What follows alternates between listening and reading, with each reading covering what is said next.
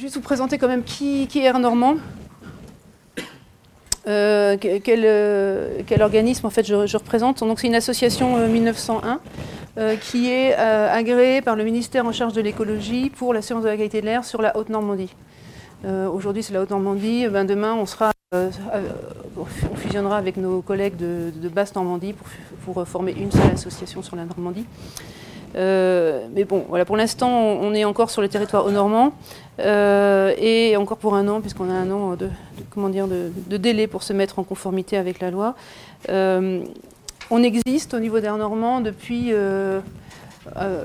environ une quarantaine d'années, en fait. Donc pas sous la forme Air Normand, c'était d'autres associations plus petites à l'époque, mais la surveillance de la qualité de l'air, elle a bientôt 40 ans. Elle a même plus de 40 ans en fait sur la Haute-Normandie. Elle a été en fait à l'origine créée sous forme associative avec la loi de l'air, la loi sur l'air en 1996 qui a créé vraiment le statut des associations de surveillance de la qualité de l'air, les ASQA, associations agréées de surveillance de la qualité de l'air, dont Air Normand sur la Haute-Normandie, qui a pérennisé, enfin pas pérennisé en tout cas, défini le statut en fait que nous devions avoir, à savoir en fait une participation de nos membres en 4 collèges. 4 collèges, c'est-à-dire que qui est membre d'Air Normand, ce sont d'une part les représentants de l'État, d'autre part les représentants des collectivités territoriales, des industriels et des associations de défense de l'environnement et de consommateurs. Donc ces 4 collèges sont représentés dans l'association et définissent en partenariat les programmes de surveillance de la qualité de l'air. Donc il y a une concertation sur les programmes en fait, qui sont mis en place de surveillance et avec un financement en fait, sur les 3 premiers collèges. Donc ça c'est vraiment la loi sur l'air qui fixe ça, l'objectif étant par cette collégialité d'assurer une indépendance vis-à-vis de l'un ou l'autre des acteurs et un consensus en fait, sur la surveillance à mettre en place. Donc nos actions, ce sont produire des informations, de l'expertise et les mettre à disposition de chacun, que ce soit les collectivités, les acteurs ou les simples citoyens, de façon à ce qu'eux-mêmes agissent. Nous, on n'est pas Air Normand, on n'a pas de rôle de police, on n'a pas de rôle prescripteur vis-à-vis des pollueurs. On n'est pas là en fait pour dire ce qu'il faut faire, on est là pour donner des informations, évaluer éventuellement des politiques qui sont mises en place, mais tout en gardant en fait une neutralité par rapport aux éléments qu'on peut fournir. Donc on ne peut pas avoir le double rôle de prescripteur de solutions et d'évaluateur en fait éventuellement des politiques qui sont mises en place ou des actions de réduction. Donc ce qu'on essaye de faire, c'est au fur et à mesure de l'évolution du contexte, etc., c'est de mettre en place une surveillance qui réponde aux besoins de chacun des acteurs. Et on définit pour cela un programme de surveillance de la qualité de l'air tous les 5 ans pour mettre à jour avec nos membres, avec les salariés en interne. J'ai oublié de dire qu'on était 25 au niveau d'Air Normand, pour avancer en fait en lien avec tout ce qui nous est demandé. Et en particulier, depuis un certain nombre d'années, maintenant, on a intégré les questions d'émissions de gaz à effet de serre dans le scope de notre activité. Rapidement, quels sont nos moyens? Donc j'ai dit 25 personnes. Nos outils, on dispose de stations de surveillance, la station fixe. Ici, vous avez une station qui permet de donner des informations tous les quarts d'heure, réactualisées tous les quarts d'heure et en permanence 24 heures sur 24 sur environ 35 points de la région. On a un camion laboratoire, mais aussi des cabines qu'on peut installer pour faire d'autres mesures. Donc des mesures qui sont du même type que ce qu'on a dans les stations fixes. On a d'autres dispositifs de type passif qui permettent d'avoir, moins sophistiqués en termes de métrologie, mais qui permettent, de leur coût moindre, d'avoir plus de points de surveillance. On a aussi des jauges de prélèvement, ça c'est plus rudimentaire, on va dire, comme technologie, puisque c'est tout simplement un flacon avec un entonnoir et on récupère la pluie et on analyse derrière l'eau de pluie et avec les dépôts qui se sont déposés dedans. On travaille aussi avec des bioindicateurs, par exemple ici des lichens, donc de façon à avoir une connaissance de l'impact de la pollution via en fait des organismes vivants. Et ensuite, on a aussi des outils numériques de plus en plus qui prennent une part, je dirais, de plus en plus importante. Et dans les outils numériques, on développe un cadastre des émissions. Ça, je vais revenir dessus un peu dans le détail. Je présente un peu le panel de nos outils qui nous donne des informations sur ce qui est émis sur la région. Donc ici, vous avez une carte en bas et qui nous permet aussi de modéliser avec la qualité de l'air, donc qui est cette fois-ci respirée. Et enfin, les Nénormands, donc ce sont des habitants qui aussi, et nous-mêmes en fait, qui développons une activité de connaissance de surveillance des odeurs. Et ça, c'est une activité qui est assez développée chez nous par rapport à d'autres ASCORP. Rapidement, un peu le déroulé de l'exposé. Je vais partir en fait, vous présenter un peu plus en détail les émissions. Donc c'est ici ce qu'on appelle le cercle de l'air. On part en fait des émissions, ce qui est émis par toutes les activités, le pot d'échappement, la cheminée, etc. Donc là, on va parler en fait de tonnes par an, par exemple, de quantité émise dans l'air. Tonnes par jour, ça dépend quand on parle des industries, enfin tout dépend de quel niveau d'échappement on peut parler. Donc ces émissions, c'est ce qu'on va émettre les uns et les autres, chacun, en termes de quantité de polluants dans l'atmosphère. Ensuite, il y a des phénomènes de dispersion, je vais revenir dessus, qui interviennent et qui aboutissent en fait à une qualité de l'air qui est respirée. Donc là, les unités, on n'est plus en tonnes par an, on est par exemple en microgrammes de dioxyde de soufre par mètre cube d'air. Donc là, on arrive directement à ce qu'on va respirer. Entre les deux, il y a eu des processus de dispersion, de transformation qui font que, bien évidemment, on a, on ne va pas respirer, on n'est pas directement au niveau des pots d'échappement. Il y a du temps qui se passe entre le moment où on respire ou c'est émis. Voilà, nous, ce qu'on va nous intéresser en deuxième élément, c'est qu'est-ce qu'on respire. Après, je ne vais pas du tout intervenir sur le volet exposition et effet, mais tous ces éléments-là, ils servent à, ils sont mis à disposition de chercheurs qui travaillent sur le lien entre la santé et la pollution, et ça permet en fait d'avoir un certain nombre de données, de préciser en fait quel est l'impact de la qualité de l'air sur la santé, sur l'économie, etc. Ces éléments sont fournis en fait à un certain nombre à toutes les instances, puisque les données, en fait, nos études sont publiques, donc tous les éléments sont fournis aux autorités qui sont en charge en fait de la réglementation et du suivi de la réglementation, mais aussi à tous les acteurs qui s'emparent du sujet, de façon à définir des actions de réduction, d'émissions, d'amélioration, et on reboucle, donc qui en général cible la réduction des émissions. Et on reboucle un peu dans le cercle, l'objectif étant ensuite de vérifier en matière de qualité de l'air en fait, que ce qui a été annoncé est bien effectif dans les chiffres de surveillance. Donc si on reprend en fait les missions, donc il y a différents types d'émissions. Je ne vais pas revenir sur les sources de pollution de l'air naturel, mais il en existe, hein, les volcans par exemple. Il y a plus ou moins d'un an, on a respiré tous en fait de l'air avec du sulfate qui venait des volcans islandais. Donc c'est des choses qui sont qui sont régulières. Donc il y a des sources de pollution naturelle, mais là-dessus, je dirais qu'on ne peut pas vraiment intervenir. Là où on peut plutôt intervenir, c'est sur les sources anthropiques, donc les sources qui sont liées à l'homme et à son activité. Donc classiquement, en fait, on les range en quelques catégories. Donc celles qui sont liées au transport, donc il y a le trafic routier, mais il y a aussi le maritime, par exemple, le fluvial, la production d'énergie, le secteur résidentiel et tertiaire, l'industrie, en particulier l'incinération des déchets, et aussi l'agriculture.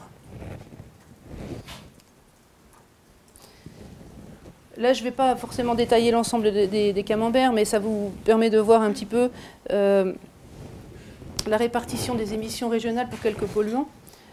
Ici, en fait, j'ai pris 3 gaz à effet de serre et 3 polluants, je dirais, atmosphériques. Donc, pourquoi ça? Parce que les outils qu'on a développés pour la connaissance des émissions, c'est-à-dire en fait comment on arrive à ce genre de résultats, en fait ça représente 300 jours de travail de collecte d'informations, de recoupement avec des facteurs d'émission, de façon à caractériser pour chacune des activités qu'on peut avoir, les émissions qu'on estime sur ce type d'activité. Donc là, c'est bien sûr une synthèse de toutes ces informations, mais on voit en fait que donc on a comment dire, réparti sur 6 secteurs les émissions de ces polluants-là: industrie en gris foncé, transport en mauve, résidentiel en violet, tertiaire, donc ce tertiaire c'est plutôt tout ce qui est commerce en fait, ou vous par exemple, l'université rentre dans le tertiaire. L'agriculture en vert et nature en bleu. Donc on voit qu'en fonction des polluants, c'est pas forcément les mêmes secteurs qui ont un impact majeur. Donc l'intérêt de cette connaissance-là à l'échelle régionale, c'est aussi d'aider à cibler en fait les secteurs sur lesquels il faut travailler de préférence pour réduire en fait les émissions. Mais ça ne veut pas dire que parce qu'on présente une petite part qu'il ne faut rien faire, mais ça permet de situer les ordres de grandeur et de voir là où l'effort normalement devrait être apporté de façon préférentielle, si on veut réduire les émissions. Après, c'est plus ou moins facile en fonction des secteurs. Donc, ce qu'on voit par exemple, si on prend par exemple les deux premiers camemberts, entre le dioxyde de carbone, qui est un gaz à effet de serre très puissant, et le méthane, qui est très puissant, encore plus puissant, mais quand même moins répandu, c'est qu'on a sur le CO2 une part qui est majoritaire dans notre région, qui est quand même très industrielle, de l'industrie. Le transport venant après. Et pour le méthane, c'est pas du tout pareil, puisque la première source de méthane, c'est l'agriculture, en particulier en fait l'élevage. On a l'élevage de vous avez dit de bovins, c'est ça, qui participe beaucoup à ça. Donc, si on s'intéresse en fait à des polluants plus classiques, de pollution de l'air, donc des polluants qui nous intéressent pour l'effet sanitaire qu'ils peuvent avoir, qu'on respire, on voit le dioxyde de soufre, qui est le polluant vraiment d'origine industrielle, très très grande majorité, et l'activité industrielle étant sur notre région, les raffineries, avec une de moins depuis la fermeture de Petroplus sur Rouen il y a quelques années, et la centrale thermique en fait du Havre. Donc ça, c'est en gros les grosses sources et ici sur la région, sur l'agglomération maintenant, la source, elles ont vraiment diminué les sources de SO2 sur l'agglomération de Rouen, il y a beaucoup moins. Après, un autre polluant, ce sont les oxydes d'azote, dont on parle en fait quand on parle du diesel.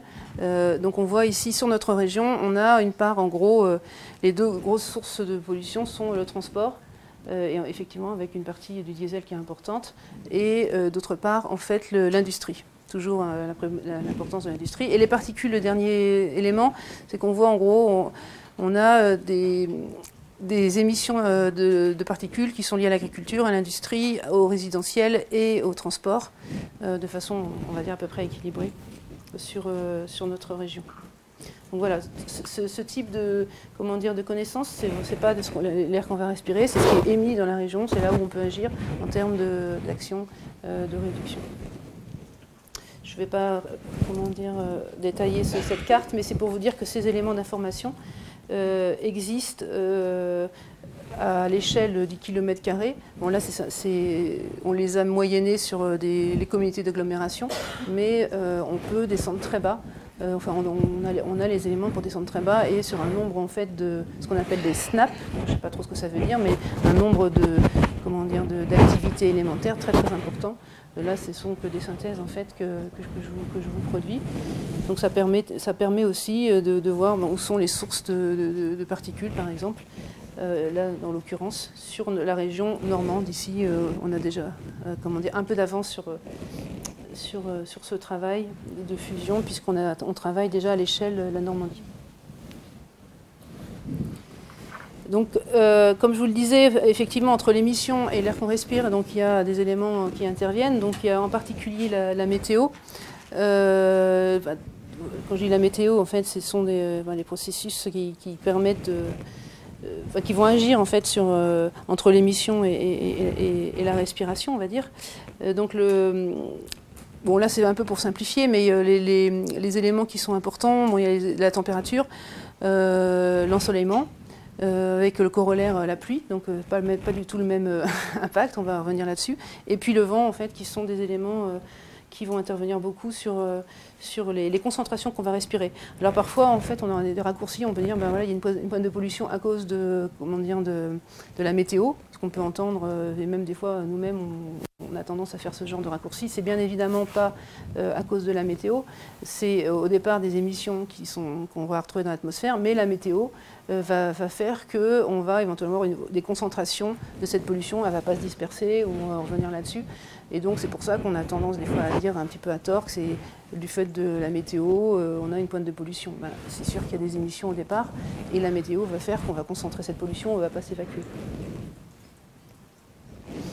Donc ici, en fait, le soleil et la température, donc ça fait référence en fait aux pollutions d'été. On a, je dirais un petit peu, là je vais commencer à vous présenter un peu des résultats de mesure d'Air Normand de façon à un peu illustrer le rôle en fait et les concentrations qu'on mesure. Donc quel air fait-il? Là en l'occurrence c'est des données comment dire d'ozone. Qui est un polluant qu'on va retrouver l'été. Pourquoi l'été? Parce qu'il se forme, donc il est très peu émis en fait par des sources. Il n'y a pas beaucoup d'ozone qui est émis par les sources industrielles. Enfin, il y en a très très peu en fait. Il y a quand même des sources d'ozone, par exemple une photocopieuse. Je ne sais pas si vous avez déjà senti une photocopieuse. Normalement, il y a des filtres à ozone, mais des fois, ils ne sont pas changés. Et donc, vous avez une odeur un petit peu caractéristique. Je ne sais pas si vous avez déjà senti ça. Qu'on peut, c'est de l'ozone. Donc, il y a quand même des sources d'ozone qui existent. Mais la plupart, en fait, de l'ozone qu'on trouve dans l'atmosphère est liée à se forme dans l'atmosphère à partir de composés qui sont émis par les autres activités de composés organiques volatiles, les oxydes d'azote, et en présence de fortes températures et de fort ensoleillement. Donc c'est des conditions météorologiques qui ne sont pas forcément très caractéristiques de la Normandie, mais de temps en temps quand même il fait beau, il fait chaud, et vraisemblablement de plus en plus dans les années, décennies à venir. Et donc, voilà ce qui se passe. Donc, nos collègues de PACA sont beaucoup plus soumis, enfin les personnes qui habitent dans le sud de la France sont beaucoup plus soumis à ce type de pollution. Mais ça arrive aussi que nous, on en est l'été. Et voilà, en fait, ce qu'on voit bien ici, c'est le cycle journalier qui montre le lien fort avec la formation d'ozone, avec la température et l'ensoleillement.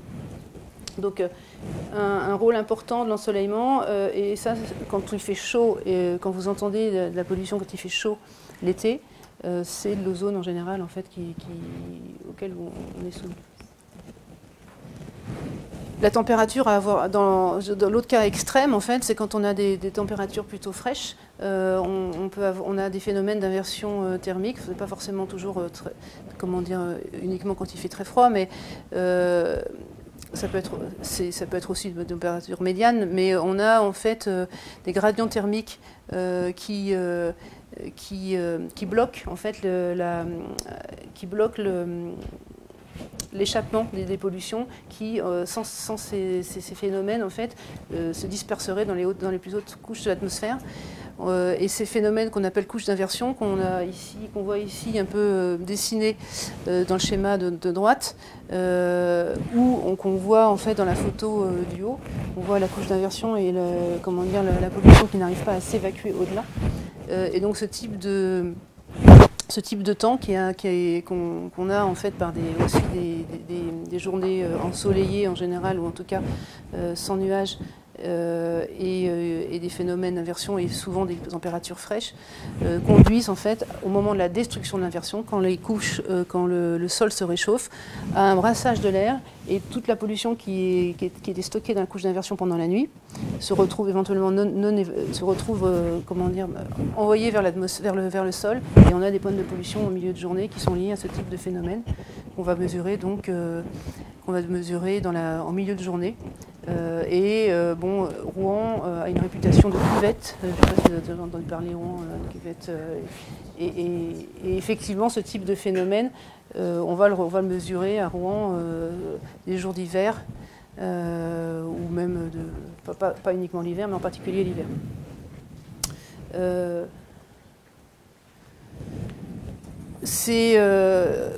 finalement, en fait, c'est ce type d'épisode, que ce soit en fait l'ozone ou ce que je vous ai décrit précédemment, se retrouve généralement dans des conditions anticycloniques. Et ce qui est important en fait de dire, et là ce qu'on voit en fait dans cette carte, où je ne sais pas si vous arrivez à voir la trace de la côte normande et plus globalement en fait les côtes de la Manche.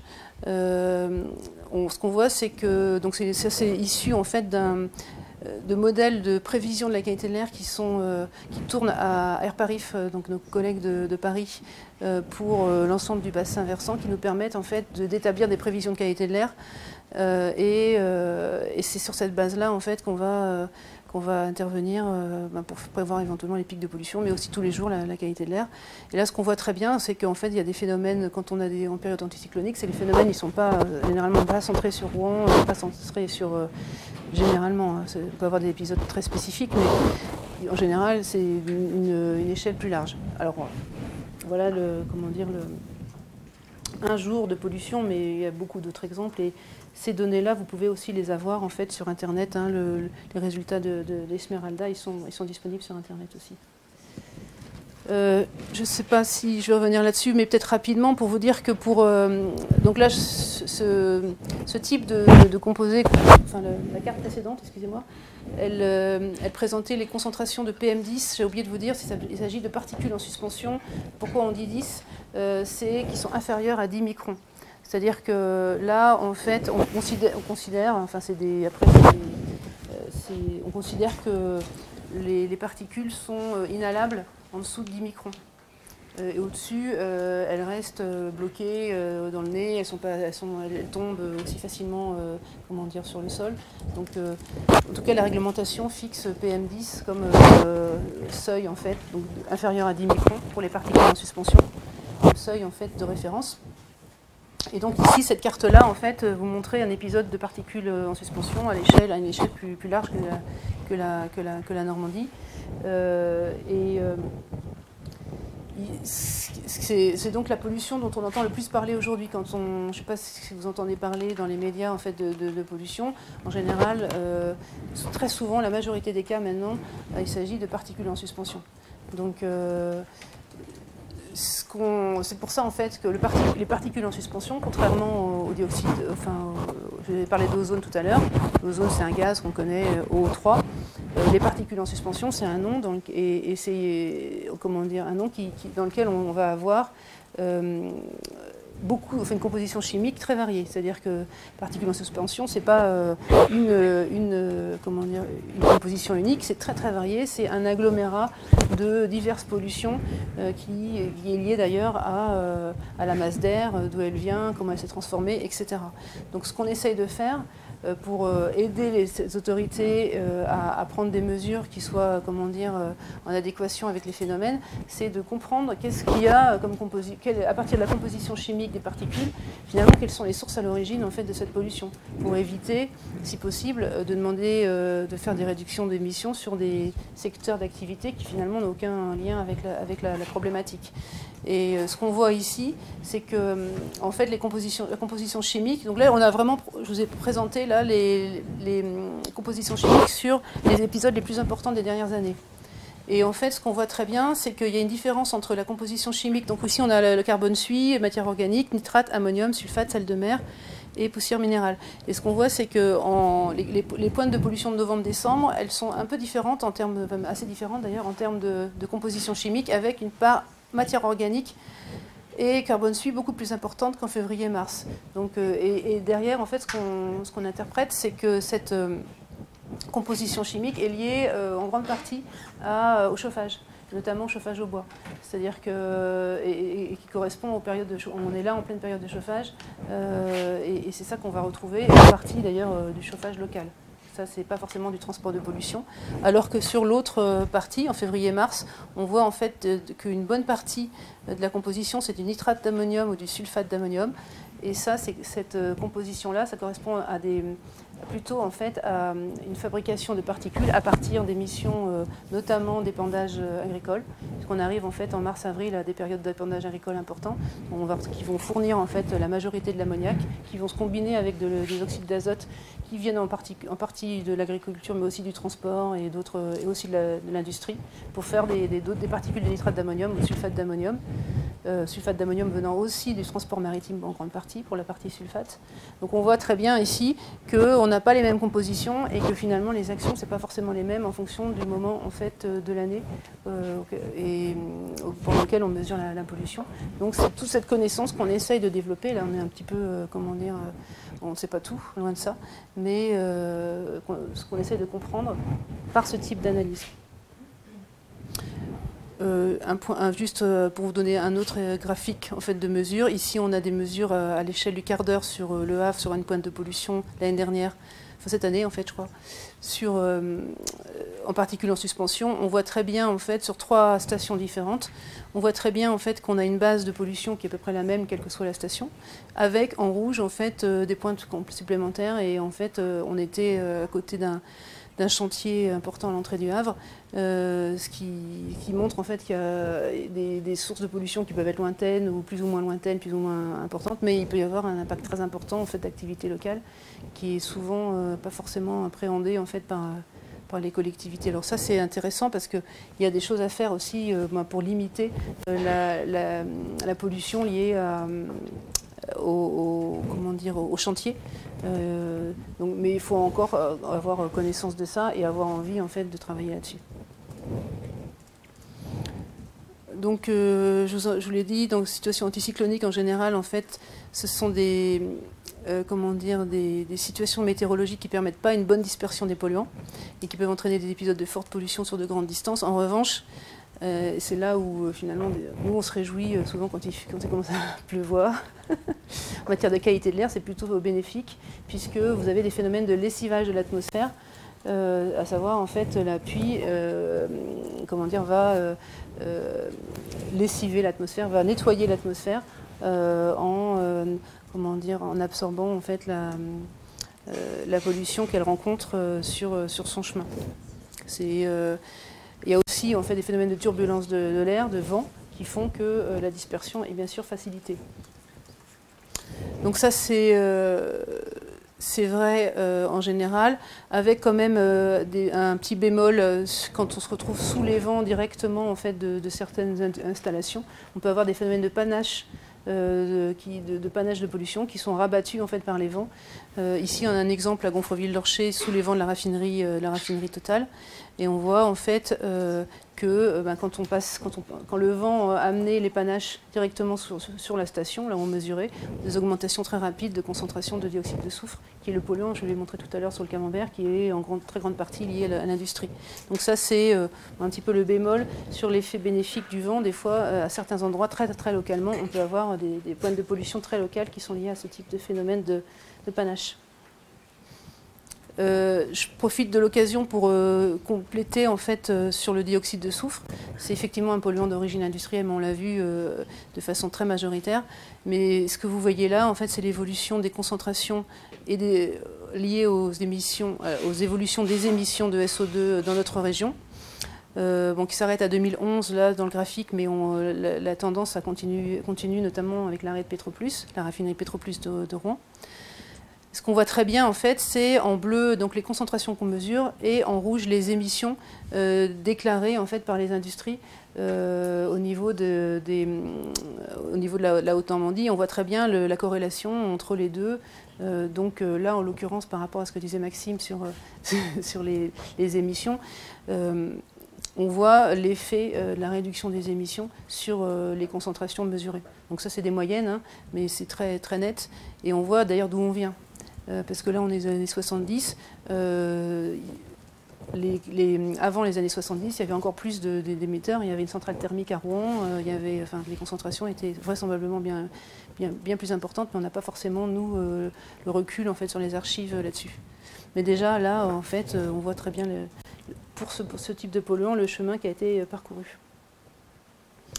Alors, je ne sais pas si j'ai encore le temps, ouais. Bon, un autre aspect important, mais je vais quand même l'aborder rapidement, c'est la topographie. C'est-à-dire que il y a la météo qui joue, qui est importante pour définir, enfin pour montrer, comment dire, pour définir en fait ce qu'on peut respirer, mais il y a aussi la topographie, à savoir en fait, notamment en ce qui concerne la pollution, comment dire, liée aux véhicules, ce qu'on appelle en fait des phénomènes de rue canyon, avec le fait que les bâtiments là peuvent empêcher la bonne dispersion, comment dire, de la pollution et les concentrer en fait sur certains, dans certaines conditions météorologiques, sur une partie comment dire, de la route. Et donc on voit très bien en fait que en fonction de là où on n'est pas du tout exposé à la même concentration de pollution. Ce qu'on retrouve en fait dans les mesures qu'on peut faire. Ici en haut, vous avez les mesures. Donc on a tracé 2 profils de pollution. Donc ici, je vous présente le graphique du haut. Vous voyez en fait sur la station Rouen-Guillaume-le-Conquérant, qui est une station en bas du boulevard des Belges, qui est en proximité du trafic, donc qui est en vert, et la station urbaine Rouen-Centre, qui est au niveau du palais de justice devant le lycée Camille Saint-Saëns. Et on voit en fait sur les 2 courbes, en fonction des heures de la journée, les concentrations de NO2, dioxyde d'azote, donc en bonne partie liées au diesel, qu'on mesure en fait sur nos stations. Ce qu'on voit, c'est qu'on voit très bien les heures de pointe sur les 2 cas, donc on voit très bien le lien, c'est quand même une signature de l'automobile qui est évidente. Et on voit très bien aussi qu'on est bien plus exposé, bon, vous allez dire c'est logique, mais bon, on le mesure, quand on est en proximité du trafic que quand on est dans les voies piétonnes, là où l'automobile n'a pas accès. Donc ça montre bien qu'effectivement, la source automobile sur ce polluant-là, elle est très importante. Et en matière d'exposition, le lieu où on est aussi est déterminant, sachant que ce que j'aurais pu vous montrer aussi, c'est que on a fait des mesures avec l'INSERM et le CERTAM, qui montrent qu'on est 3 fois plus exposé dans la voiture en moyenne, dans une voiture, dans l'habitacle de sa voiture, que sur la station Rouen-Guillaume-le-Conquérant, la station trafic. C'est-à-dire que si j'avais fait une courbe pour l'exposition dans l'habitacle, vous seriez 3 fois au-dessus en fait, de la courbe verte. Donc ça c'est intéressant parce que souvent les personnes disent bon moi je vais amener mon enfant à l'école en voiture parce que je vais le protéger de la pollution, il ne sera pas dans la poussette. Et en l'occurrence, il sera 3 fois plus exposé dans la voiture que s'il était dans la poussette sur le trottoir. Puisqu'on se retrouve au niveau de la voiture dans le flot de circulation, on récupère directement le pot d'échappement de la voiture qui est devant et qui va comment dire, alimenter en air pur, en air frais, l'habitacle. Donc ça c'est un point intéressant parce que au moins là, ça permet en fait, en termes de santé, on a plutôt intérêt à marcher sur le trottoir que de prendre sa voiture en termes d'exposition, en termes de sport aussi, mais bon. Pour le NO2, quand même vous dire un point important parce que le dioxyde d'azote, vous voyez, en fait, j'ai mis une barre rouge là sur le graphique qui correspond à la valeur limite européenne. Donc on va revenir là-dessus. C'est beaucoup de polluants, en fait, il y a des réglementations qui existent, qui est européenne et qui est transcrite dans le droit français. Et l'objectif, la contrainte est de respecter les valeurs limites, donc de ne pas dépasser, de ne pas être au-delà en fait de la barre rouge. Donc là, ce que vous voyez, c'est qu'en 2012, mais c'est encore le cas là, en 2014, on dépasse en fait sur l'agglomération de Rouen, en situation de proximité du trafic, la valeur limite pour le NO2, pour la valeur limite européenne. Donc la conséquence de ça, c'est que l'État français doit mettre en place des plans d'amélioration de la qualité de l'air et aussi en parallèle le fait qu'on ne respecte pas ces valeurs limites. Il y a tout un processus de contentieux avec l'Europe qui se met en place avec des amendes très importantes qui devraient être payées par la France pour non-respect des valeurs limites sur le territoire français et en particulier l'agglomération de Rouen, mais il y a 20 agglomérations qui sont concernées. Donc c'est aussi un enjeu financier. Vous avez souvent, je pense, entendu parler des contentieux liés aux nitrates dans l'eau. vous savez qu'on voilà, est en contentieux là-dessus, mais il y a aussi des contentieux sur la qualité de l'air. Pour des particules en suspension, nous, on n'est pas concerné, la zone de Rouen, la zone de la Haute-Normandie, mais pour le NOD, on est concerné. Donc il y a tout un processus de contentieux engagé là-dessus. Là, par contre, c'est pas mon... Comment dire, je ne pourrais pas vous donner le détail, mais ce qui fait que ça, c'est quand même une importance, comment dire, ça a une importance pour l'État, et donc l'État a une obligation de mettre en place des mesures pour faire en sorte que ça s'améliore, avec la problématique que ce n'est pas forcément évident, comment dire, s'agissant de circulation automobile, enfin, les solutions ne sont pas forcément évidentes. Hein. Donc, puisqu'il s'agit de contraindre en fait la circulation, enfin, on va revenir là-dessus. Donc ici, à partir de ce type de données, nous, on établit en fait des zones de dépassement de valeurs limites sur le territoire, à partir de, comment dire, d'un mix entre nos mesures et de la modélisation. Ça permet d'estimer les populations qui sont exposées en fait à ce dépassement de valeurs limites. Donc ici, 28 000 habitants estimés en 2013. Vu que le temps... Oh, ça va. Donc voilà, j'ai présenté des mesures pour quatre polluants, parce que ce sont des polluants un petit peu principaux au fait sur lesquels on travaille, mais il y a beaucoup d'autres mesures qu'on peut faire et je ne peux pas effectivement tous vous les exposer, mais si vous étiez intéressés, j'ai mis ici en fait les bilans de qualité de l'air normand de l'année dernière. Vous avez beaucoup plus de détails si ça vous intéresse de jeter un coup d'œil. Mais je vais quand même, pour résumer un peu déjà les mesures de qualité de l'air, vous présenter deux diapositives.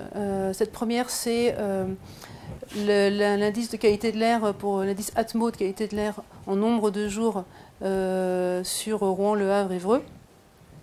Et donc, vous présentez cet indice en fait, qui donne une échelle entre 1, c'est très bon, et 10, c'est très mauvais. Alors, c'est un peu compliqué parce que c'est l'inverse de la notation classique, mais bon, il faut faire cet exercice d'inverser ce qu'on imagine le plus logique. Et donc ce qu'on voit là, en fait, c'est qu'en gros, pour un quart du temps, un quart des jours, on se situe entre un indice 5 et 10, c'est-à-dire une qualité de l'air médiocre moyenne, médiocre à très mauvaise. Voilà, ça donne l'ordre de grandeur, en fait, de la situation. Et ici, je vais zoomer sur les jours les quelques jours en fait les plus pollués de chaque année. J'aime bien ce graphique-là parce qu'il permet de synthétiser pas mal de choses. Ce qu'il représente en fait, c'est le nombre de jours avec une procédure d'alerte sur quelque part en Haute-Normandie. Donc déjà pour revenir avant de vous présenter le graphique, pour vous dire que nous, au niveau d'Air Normand, notre rôle là-dedans, c'est de prévenir la préfecture quand on prévoit ou quand on mesure en fait un épisode de pollution.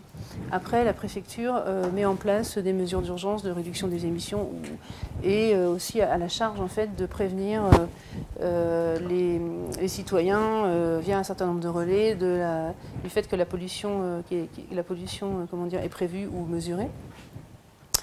Et donc là, il s'agit de statistiques sur les déclenchements qui ont été faits.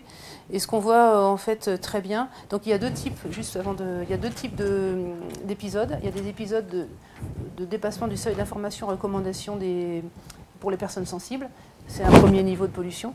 Et puis un deuxième niveau qui est l'alerte à la pollution pour l'ensemble du public, en fait, l'ensemble de la population. Donc ici, ce qu'on a mis en plus clair en général, c'est l'information, c'est le premier niveau, l'information pour les personnes dites sensibles à la pollution de l'air.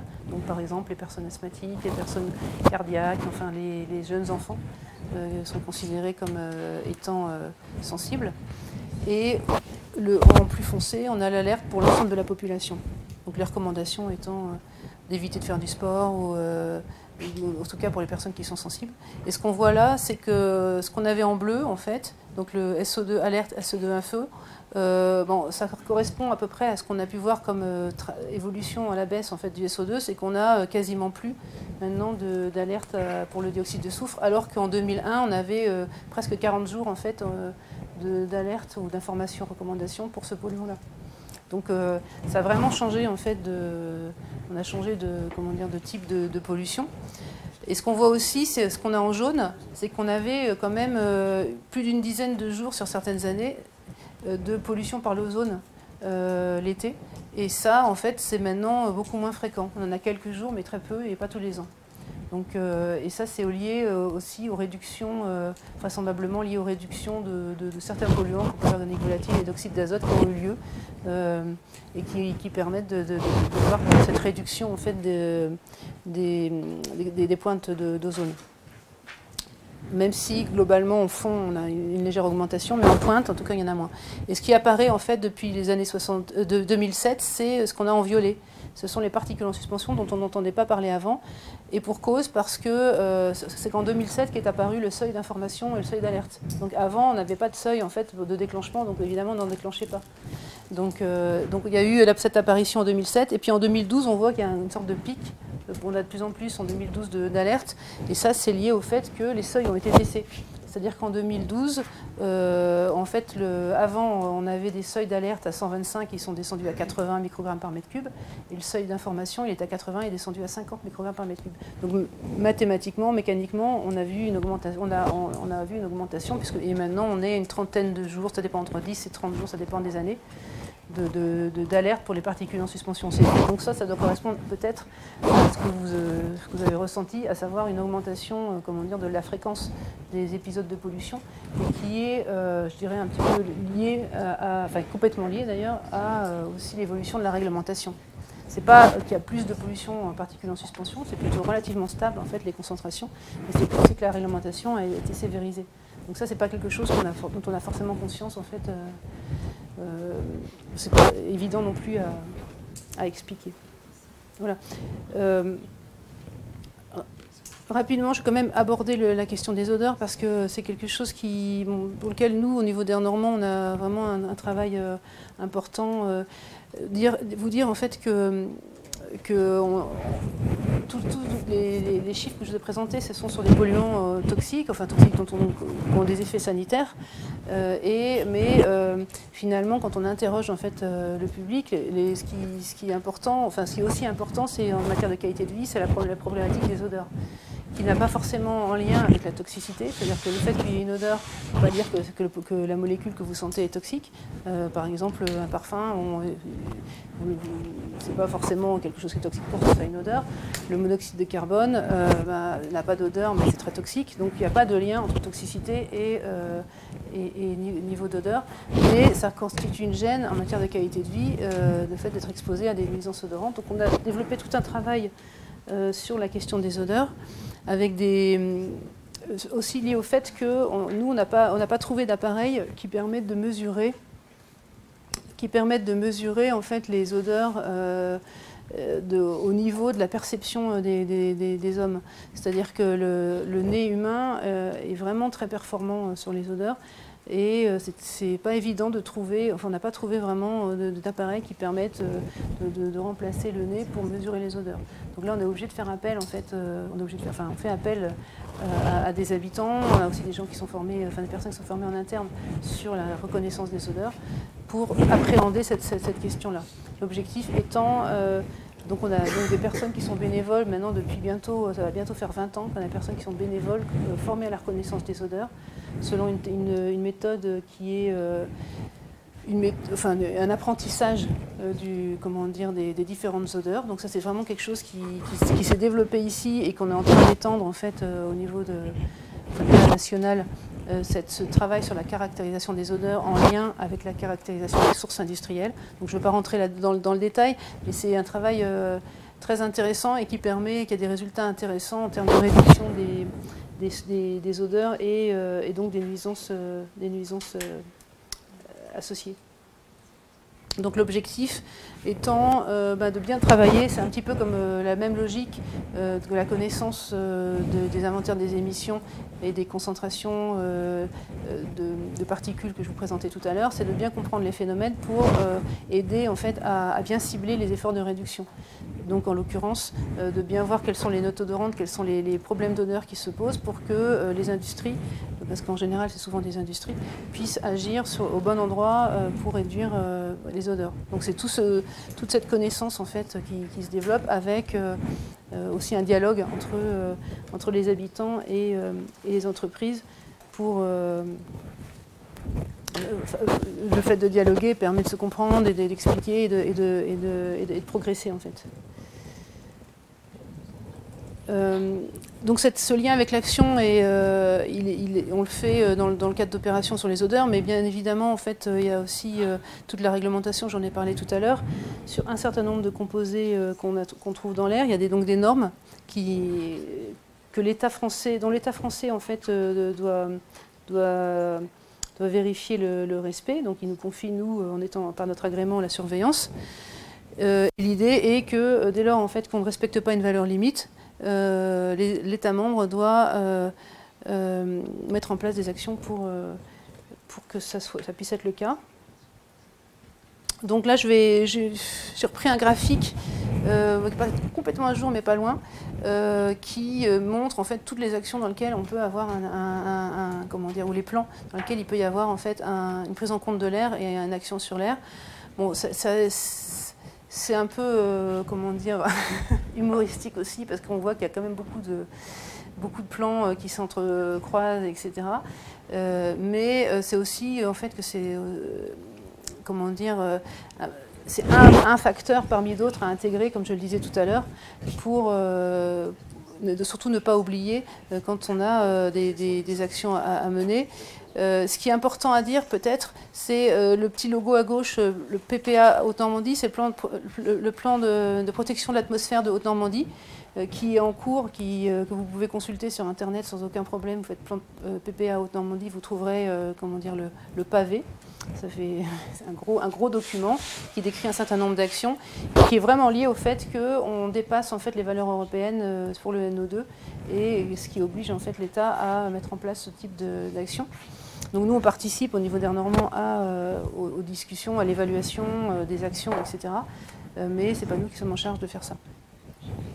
D'autres types de projets auxquels on est associé aussi, vous avez peut-être entendu parler des appels à projets villes respirables. Je ne sais pas si vous avez entendu parler de ça, et aussi du fait que Rouen, la métropole de Rouen, Normandie et l'agglomération du Havre d'ailleurs, étaient lauréats de cet appel à projet. Et donc il y a un projet qui est en train de se mettre en place sur 5 ans.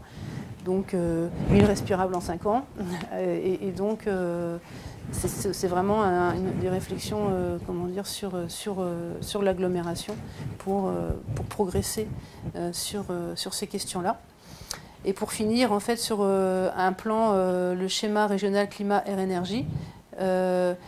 Et là, je refais le lien avec le début de l'exposé, à savoir en fait que maintenant, un certain nombre de plans intègrent de façon conjointe, notamment le schéma régional climat air énergie, les questions de qualité de l'air et de climat, de façon à éviter en fait éventuellement des actions qui sont comment dire, discordantes pour les deux, enfin qui ne sont pas gagnant-gagnant, on va dire. En fait, l'objectif étant d'analyser en tout cas l'impact sur les deux volets des politiques qui sont envisagées, de façon à éviter de développer, par exemple, je prends un autre exemple que le diesel, il y a la question du chauffage au bois. Le chauffage au bois, si la ressource est proche et pas exploitée de façon durable, c'est, je dirais, positif en matière de climat, puisqu'on va éviter de prendre des ressources fossiles et puis d'émettre comment dire, du SO2, etc. à l'atmosphère et des gaz à effet de serre. Il y a un renouvellement de la forêt, mais en parallèle, vous avez en fait des émissions de particules qui sont, puisque la combustion est en général pas très bonne, surtout dans les vieilles cheminées, donc en fonction, après il y a différents types de poêles ou autres qui sont de meilleure qualité, mais néanmoins la combustion est en général quand même pas, de façon générale pas excellente, et donc vous avez l'émission en fait de particules et d'autres composés, benzène, etc. dans l'atmosphère, y compris d'ailleurs dans la pièce d'habitation. Et donc, on voit là en fait qu'il faut peser les deux informations et faire des choix en connaissance de cause. Donc c'est important pour nous en fait que les questions de l'air, parce que c'est comme ça que ça se passe, soient un petit peu entrées en fait dans les schémas et dans les plans de protection, qui sont en général centrés sur le climat et de façon à ce que la question de l'air soit quand même entendue quand il y a des choix à faire. Donc ça, c'est vraiment l'évolution un peu récente. Et puis, voilà, c'était mon avant-dernière diapositive. Vous dire que, effectivement, tout ça est en lien et c'est important. Et pour finir, donc vous remercier de votre attention et de vous dire que si vous avez besoin de plus d'informations, j'en ai ici des documentations. Et puis, vous pouvez retrouver sur Internet des informations tous les jours, mais aussi tous nos rapports d'études qui sont publiés sur le site d'Air Normand. Voilà, merci beaucoup.